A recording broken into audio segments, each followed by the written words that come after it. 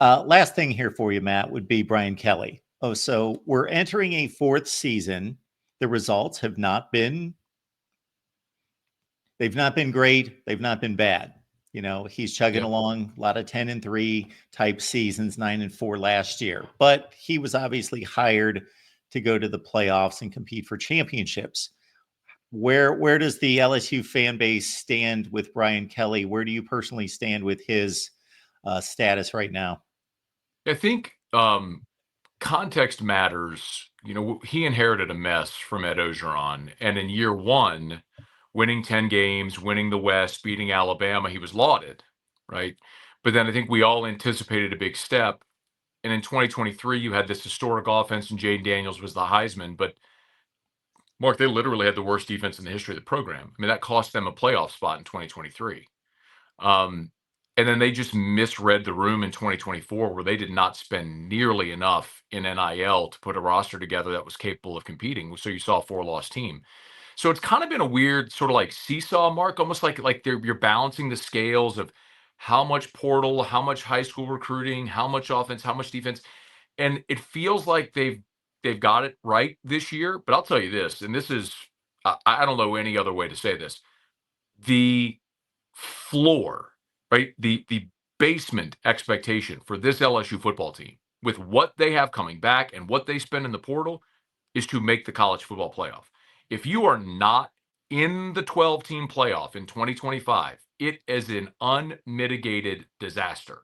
Like there is no middle ground there.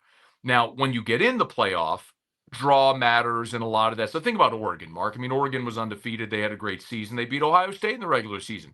They got a terrible draw, lost to Ohio State in the Rose Bowl. Sucks, happened.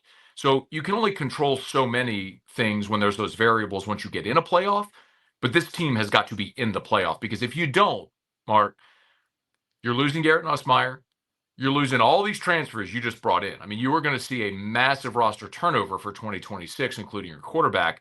Like, it is plausible to think LSU will regress in 26 to then try to rebuild again. 25 is a year, man. They are chips to the middle of the table, like Ohio State was last year, like Ole Miss was last year.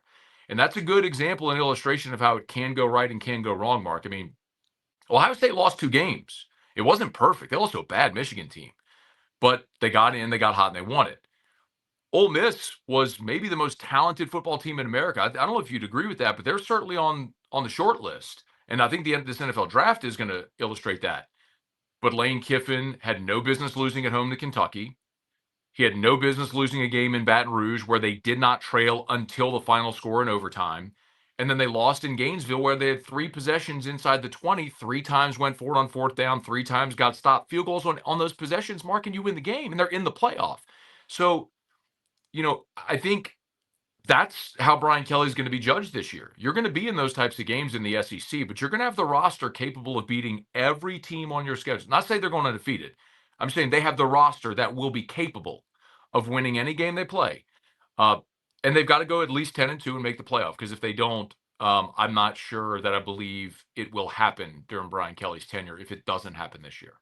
No, it's a great way to put it into context based on what happened last year. You may have your 1 or 2 Oregons per year that just kind of are that good, plus the schedule works their way, plus the bounce of the balls. You know, they could have lost at Wisconsin, they could have lost to Ohio State, but then you've got this glut of teams that are going to be either they're going to be the Ohio State or they're going to be the Ole Miss, 3 one-score losses, and you went through them perfectly in regards to how close it was for the Rebels. Absolutely.